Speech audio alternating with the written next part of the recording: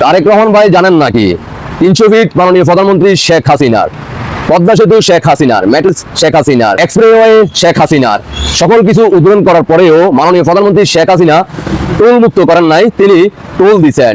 অথচ আপনি দেশে আসার আগে বাংলাদেশের জাতিকে দেখাইয়ে দিলেন 4 ঘন্টা ট্রেনে বিনামূল্যে টিকিট, টোল মুক্ত 4 ঘন্টা, এভাবে অসংখ্য অফার চলিতেছে আপনার নেতাকর্মীরা সমাবেশে আসার জন্য।